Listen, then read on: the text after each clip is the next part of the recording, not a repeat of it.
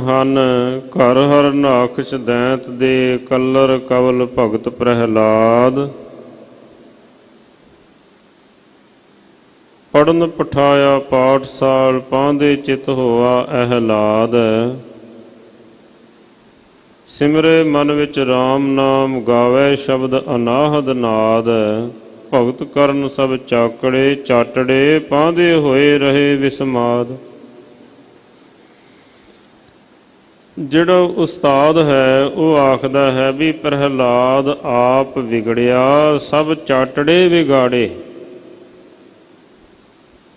ਸੰਸਾਰ ਦੀ ਉਲਟੀ ਰੀਤੀ ਹੈ ਨਾ, ਜਿਹੜੇ ਧਰਮ ਦੇ ਰਸਤੇ ਦੇ ਉੱਪਰ ਚੱਲਦੇ ਹਨ ਕਹਿੰਦੇ ਵੀ ਇਹ ਵਿਗੜੇ ਹੋਏ ਲੋਕ ਹਨ। ਜਿਹੜੇ ਕੁਕਰਮ ਦੇ ਰਸਤੇ ਦੇ ਉੱਪਰ ਚੱਲਦੇ ਹਨ ਕਹਿੰਦੇ ਸਿਆਣੇ ਹੀ ਬੜੇ ਹਨ, ਸਮਝਦਾਰ ਹੀ ਬੜੇ ਹਨ। ਸੰਸਾਰ ਦੀ ਉਲਟੀ ਰੀਤੀ ਹੈ। ਕਹਿੰਦੇ ਬਹੁਤ ਸਾਰੇ ਤਸੀਹੇ ਦੇਣ ਦੀ ਕੋਸ਼ਿਸ਼ ਕੀਤੀ, ਮਾਰਨ ਦੀ ਕੋਸ਼ਿਸ਼ ਕੀਤੀ, ਪਰ ਪਰਮੇਸ਼ਰ ਨੇ ਰੱਖਿਆ ਕੀਤੀ। ਜਲ ਅਗਨੀ ਵਿੱਚ ਘੱਤਿਆ, ਜਲੈ ਨਾ ਡੁੱਬੈ ਗੁਰ ਪ੍ਰਸਾਦ। ਪਹਾੜ ਤੋਂ ਸੁੱਟ ਕੇ ਮਾਰਨ ਦੀ ਕੋਸ਼ਿਸ਼ ਕੀਤੀ, ਜਿਵੇਂ ਰੂੰ ਰਿੜਦਾ ਆਉਂਦਾ ਹੈ ਇਸ ਤਰ੍ਹਾਂ ਰਿੜਦੇ ਆਉਂਦੇ ਹਨ, ਕੋਈ ਫਰਕ ਨਹੀਂ ਪੈਂਦਾ। ਪਾਣੀ ਦੇ ਵਿੱਚ ਡੋਬ ਕੇ ਮਾਰਨ ਦੀ ਕੋਸ਼ਿਸ਼ ਕੀਤੀ, ਇੰਜ ਬੈਠੇ ਹਨ ਜਿਵੇਂ ਧਰਤੀ ਤੇ ਬੈਠੇ ਹਨ। ਅੱਗ ਦੇ ਵਿੱਚ ਸਾੜਨ ਦੀ ਕੋਸ਼ਿਸ਼ ਕੀਤੀ ਪਰ ਨਹੀਂ ਜਲੇ ਹਨ, ਹੋਲਕਾ ਜਲ ਗਈ ਹੈ, ਇਹ ਨਹੀਂ ਜਲਦੇ ਹਨ। ਭਾਵ ਜਿਹੜੇ ਗੁਰਮੁਖ, ਜਿਹੜੀਆਂ ਪਵਿੱਤਰ ਆਤਮਾਵਾਂ ਉਸ ਪਰਮੇਸ਼ਰ ਦੀ ਓਟ ਦੇ ਉੱਪਰ ਜੀਵਦੀਆਂ ਹਨ, ਉਹਨਾਂ ਦਾ ਵਾਲ ਵਿੰਗਾ ਨਹੀਂ ਹੁੰਦਾ ਹੈ। ਵਿੱਚ ਕਰਤਾ ਪੁਰਖ ਖਲੋਵਾ, ਵਾਲ ਨਾ ਵਿੰਗਾ ਹੋਵਾ। ਵਾਹਿਗੁਰੂ ਆਪ ਉਹਨਾਂ ਦੀ ਰੱਖਿਆ ਕਰਦਾ ਹੈ। ਕਬੀਰ ਸਾਹਿਬ ਜੀ ਦੇ ਸੰਬੰਧ ਦੇ ਵਿੱਚ ਵੀ ਐਸੇ ਬਚਨ ਹਨ ਗੁਰਬਾਣੀ ਦੇ ਵਿੱਚ। ਉਹਨਾਂ ਨੂੰ ਵੀ ਜਦ ਗੰਗ ਗੁਸਾਇਨ ਗਹਿਰ ਗੰਭੀਰ, ਜੰਜੀਰ ਬਾਂਧ ਕਰ ਖਰੇ ਕਬੀਰ। ਕਹਿੰਦੇ ਜੰਜੀਰਾਂ ਦੇ ਨਾਲ ਬੰਨ੍ਹ ਕੇ, ਉਂਝ ਨਹੀਂ ਸੁੱਟਿਆ, ਹੱਥ ਪੈਰ ਬੰਨ੍ਹ ਕੇ ਸੁੱਟਿਆ ਹੈ ਵੀ ਨਿਕਲ ਨਾ ਆਵੇ ਕਿਧਰੇ, ਇਸ ਨੂੰ ਮਾਰਨਾ ਹੀ ਮਾਰਨਾ ਹੈ। ਕਬੀਰ ਸਾਹਿਬ ਜੀ ਕਹਿੰਦੇ ਮਨ ਨਾ ਡਿਗੈ, ਤਨ ਕਾਹੇ ਕਉ ਡਰਾਏ, ਚਰਨ ਕਮਲ ਚਿਤ ਰਹਿਓ ਸਮਾਏ। ਜਿਨ੍ਹਾਂ ਦਾ ਮਨ ਅਡਿੱਗ ਹੁੰਦਾ ਹੈ ਉਹਨਾਂ ਨੂੰ ਤਨ ਕਰਕੇ ਕੋਈ ਜਿੰਨੇ ਮਰਜ਼ੀ ਤਸੀਹੇ ਦੇਣ ਦੀ ਕੋਸ਼ਿਸ਼ ਕਰੇ, ਉਹ ਹਮੇਸ਼ਾ ਚੜ੍ਹਦੀ ਕਲਾ ਦੇ ਵਿੱਚ ਹੀ ਰਹਿੰਦੇ ਹਨ। ਚਰਨ ਕਮਲ ਚਿਤ ਰਹਿਓ ਸਮਾਏ। ਕਹਿੰਦੇ ਗੰਗਾ ਕੀ ਲਹਿਰ ਮੇਰੀ ਟੁੱਟੀ ਜੰਜੀਰ, ਮ੍ਰਿਗਸ਼ਾਲਾ ਪਰ ਬੈਠੇ ਕਬੀਰ। ਕਹਿ ਕਬੀਰ ਕੋ ਸੰਗ ਨਾ ਸਾਥ, ਜਲ ਥਲ ਰਾਖਨ ਹੈ ਰਘੁਨਾਥ। ਭਗਤ ਨਾਮਦੇਵ ਜੀ ਦੇ ਸੰਬੰਧ ਦੇ ਵਿੱਚ ਵੀ ਬਚਨ ਹਨ ਭਗਤ ਜੀ ਦੀ ਬਾਣੀ ਦੇ ਵਿੱਚ। ਜਦ ਦੇਹੁਰੇ ਦੇ ਵਿੱਚੋਂ ਇਹਨਾਂ ਨੂੰ ਧੱਕੇ ਮਾਰ ਕੇ ਕੱਢਿਆ ਜਾਂਦਾ ਹੈ, ਇਹ ਸਾਰਾ ਕੁਝ ਆਪਾਂ ਜਦ ਰਹਿਰਾਸ ਸਾਹਿਬ ਜੀ ਦਾ ਪਾਠ ਕਰਦੇ ਹਾਂ ਜਾਂ ਸੁਣਦੇ ਹਾਂ, ਸੰਕੇਤ ਰੂਪ ਦੇ ਵਿੱਚ ਆਰੰਭ ਦੇ ਵਿੱਚ ਹੀ ਆ ਜਾਂਦਾ ਹੈ। ਹਰ ਜੁਗ ਜੁਗ ਭਗਤ ਉਪਾਇਆ, ਪੈਜ ਰੱਖਦਾ ਆਇਆ RAM ਰਾਜੇ। ਹਰਨਾਕਸ਼ ਦੁਸ਼ਟ ਹਰ ਮਾਰਿਆ, ਪ੍ਰਹਿਲਾਦ ਤਰਾਇਆ। ਅਹੰਕਾਰੀਆਂ ਨਿੰਦਕਾਂ ਪਿੱਠ ਦੇ, ਨਾਮ ਦਿਓ ਮੁਖ ਲਾਇਆ। ਜਨ ਨਾਨਕ ਐਸਾ ਹਰ ਸੇਵਿਆ, ਅੰਤ ਲਏ ਛਡਾਇਆ।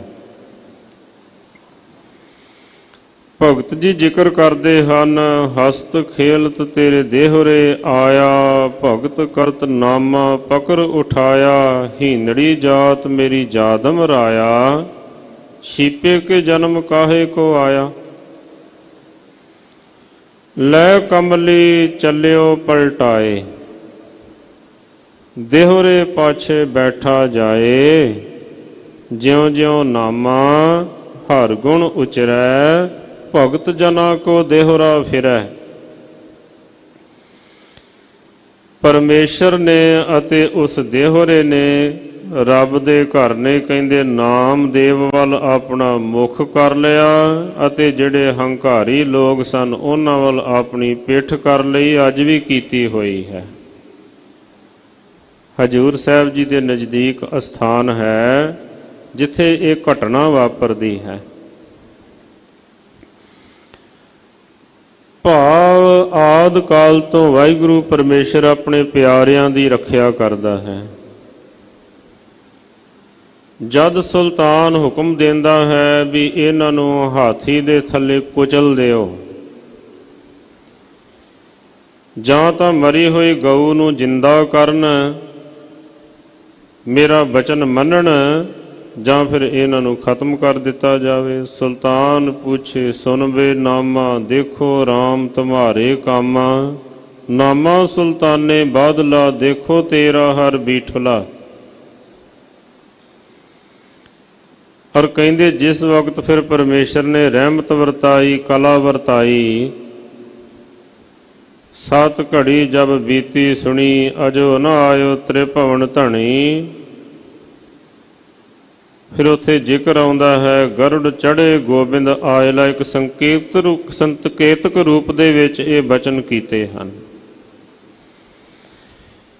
ਕਿਉਂਕਿ ਪਰਮੇਸ਼ਰ ਦਾ ਕੋਈ ਰੂਪ ਰੰਗ ਨਹੀਂ, ਚਿੰਨ੍ਹ ਚੱਕਰ ਨਹੀਂ, ਨਿਰਗੁਣ ਰੂਪ ਦੇ ਵਿੱਚ ਗੱਲ ਕਰਨ ਵਾਸਤੇ ਕੁਝ ਨਾ ਕੁਝ ਸ਼ਬਦਾਂ ਦੀ ਵਰਤੋਂ ਕਰਨੀ ਪੈਂਦੀ ਹੈ। ਇਸ ਕਰਕੇ ਕਹਿੰਦੇ ਜਿਸ ਵਕਤ ਫਿਰ ਉਹ ਮਰੀ ਹੋਈ ਗਊ ਨੂੰ ਪਰਮੇਸ਼ਰ ਜਿੰਦਾ ਕਰਦੇ ਹਨ, ਨਾਲ ਆਖਦੇ ਹਨ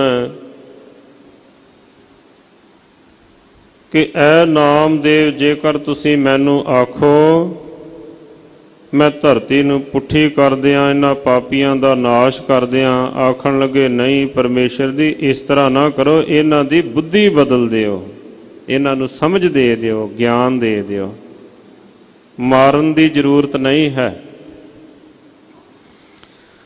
ਉਹੀ ਸਮੇਂ ਦਾ ਹਾਕਮ ਜਿਹੜਾ ਨਾਮਦੇਵ ਜੀ ਨੂੰ ਮਾਰਨ ਵਾਸਤੇ ਤੁਲਿਆ ਹੋਇਆ ਹੈ, ਪਰਮੇਸ਼ਰ ਨੇ ਐਸੀ ਉਸ ਦੀ ਬੁੱਧੀ ਤਬਦੀਲ ਕੀਤੀ, ਉਹੀ ਭਗਤ ਨਾਮਦੇਵ ਜੀ ਦੇ ਕਦਮਾਂ ਦੇ ਵਿੱਚ ਡਿੱਗ ਪਿਆ ਹੈ, ਉਸ ਦੇ ਪੈਰਾਂ ਦੇ ਵਿੱਚ ਪਿਆ ਹੋਇਆ ਹੈ।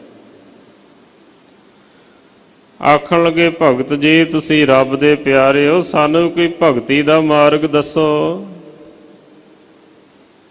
ਭਗਤ ਨਾਮਦੇਵ ਜੀ ਆਖਣ ਲੱਗੇ RAM RAM ਸਾਰੇ ਆਖਦੇ ਹਨ, ਪਰ RAM ਦੇ ਅਸੂਲਾਂ ਤੇ ਕੋਈ ਵਿਰਲਾ ਚੱਲਦਾ ਹੈ। ਆਖਣ ਲੱਗੇ ਮਹਾਂਪੁਰਸ਼ੋ ਮੈਨੂੰ ਕੀ ਹੁਕਮ ਹੈ। ਨਾਮਦੇਵ ਜੀ ਆਖਣ ਲੱਗੇ ਸਾਚ ਸੀਲ ਚਾਲੋ ਸੁਲਤਾਨ, ਪਰਜਾ ਦੇ ਨਾਲ ਨਿਆਂ ਕਰੋ, ਪਰਜਾ ਨੂੰ ਨਿਆਂ ਦਿਓ, ਧਰਮ ਦੇ ਰਸਤੇ ਤੇ ਪਰ ਚੱਲੋ। ਨਿਰਾ RAM RAM ਕਰਨ ਦੇ ਨਾਲ ਗੱਲ ਨਹੀਂ ਬਣੇਗੀ। ਜਿਹੜਾ ਬੰਦਾ ਆਪਣੇ ਫਰਜ਼ਾਂ ਨੂੰ ਨਹੀਂ ਸਮਝਦਾ, ਜਿਹੜਾ ਅਸੂਲਾਂ ਨੂੰ ਛਿੱਕੇ ਤੇ ਟੰਗ ਦਿੰਦਾ ਹੈ, ਜਿੰਨਾ ਮਰਜ਼ੀ RAM RAM ਕਰਦਾ ਫਿਰੇ, ਕੁਝ ਨਹੀਂ ਬਣੇਗਾ। ਇਸ ਕਰਕੇ ਆਖਿਆ ਤੁਸੀਂ ਹਾਕਮ ਲੋਕ ਹੋ, ਤੁਸੀਂ ਪਰਜਾ ਦੇ ਰੱਖਿਅਕ ਹੋ, ਤੁਹਾਡਾ ਫਰਜ਼ ਬਣਦਾ ਹੈ ਸਾਚ ਸੀਲ ਚਾਲੋ ਸੁਲਤਾਨ। ਇੱਕ ਵਾਰੀ RAM ਆਖੋਗੇ ਸਮਾਧੀ ਲੀਨ ਹੋ ਜਾਓਗੇ, ਬਹੁਤਾ RAM RAM RAM RAM ਕਰਨ ਦੀ ਲੋੜ ਨਹੀਂ ਰਹੇਗੀ। ਅਸੂਲਾਂ ਨੂੰ ਪਹਿਚਾਣੋ, ਆਪਣੇ ਫਰਜ਼ਾਂ ਨੂੰ ਪਹਿਚਾਣੋ। ਇਸ ਤਰ੍ਹਾਂ ਦਾ ਉਪਦੇਸ਼ ਦਿੰਦੇ ਹਨ।